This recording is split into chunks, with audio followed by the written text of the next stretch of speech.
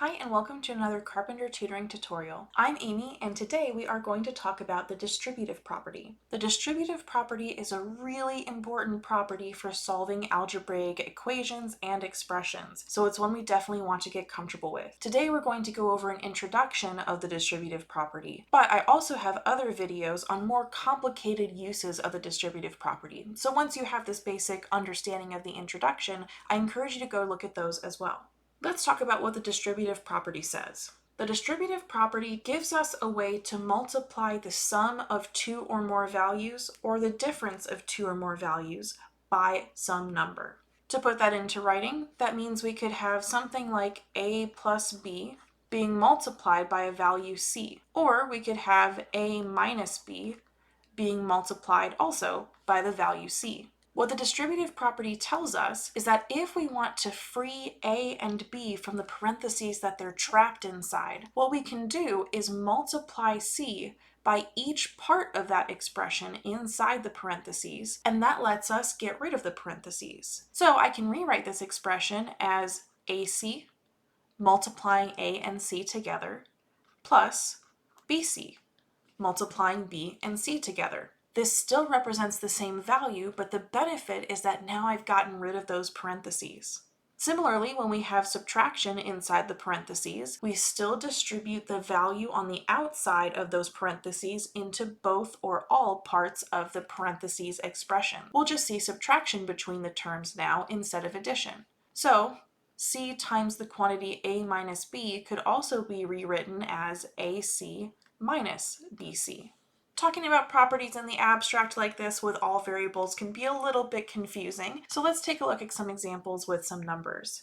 Let's use the distributive property to consider a problem like 5 times the quantity 20 plus 6. Now to double check our work, we can use order of operations to solve this expression a second way. Let's take a look at that way first because that's the way you're probably more familiar with. Order of operations would tell us to start inside parentheses. So I would start with the 20 plus 6. Well, 20 plus 6 is 26, so this leaves me now with 5 times 26. That's the only operation that I have left, so I can actually do 5 times 26, which will come out to be 130. Let's see if using the distributive property gets us to the same answer. The distributive property would tell me to distribute the 5 to the 20 and to the 6, and then keep the same operation between them. So 5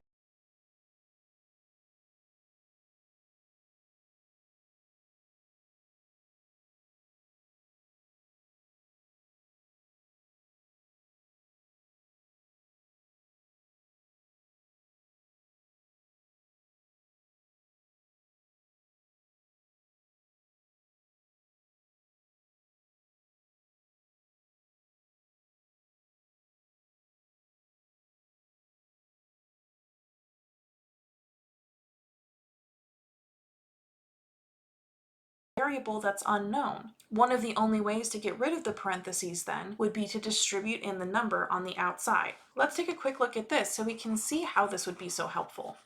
Let's say we had something like our last problem, but now we're going to add in a variable, something like 5 times the quantity 20 plus b.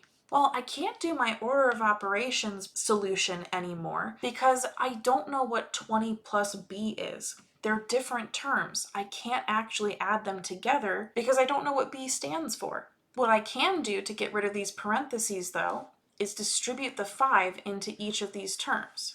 That would give me 5 times 20 plus 5 times b, which I can simplify to 100 plus 5b.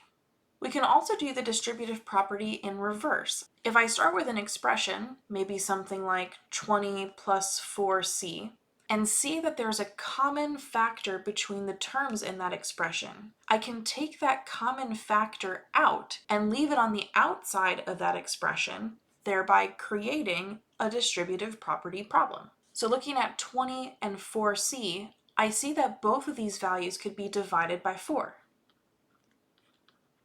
When I divide them both by 4, I'm left with 5 and c. But I can't just make the 4 go away, I still have to represent it somehow. So the way that I can represent it is making this 5 plus c an expression in parentheses, and putting the 4 on the outside. The fact that we can use the distributive property in both directions may not seem that useful at this point in time, but as you get into higher levels of math, especially later in algebra, algebra 2, pre-calc, being able to manipulate equations in this way is really helpful because it allows you to isolate values in the way that you may want to solve your problem. So knowing that the distributive property is something that you can bring in, but also something you can bring out of an expression is really helpful. Well, I hope this introduction to the distributive property has been helpful. We'll definitely dive into some more examples in other videos too, so please be sure to check those out. If you have any questions or other topics that you'd like to see discussed, please let me know in the comments below. If you enjoy our content, please consider liking and subscribing. Thank you so much for spending part of your day with me, and I'll catch you next time.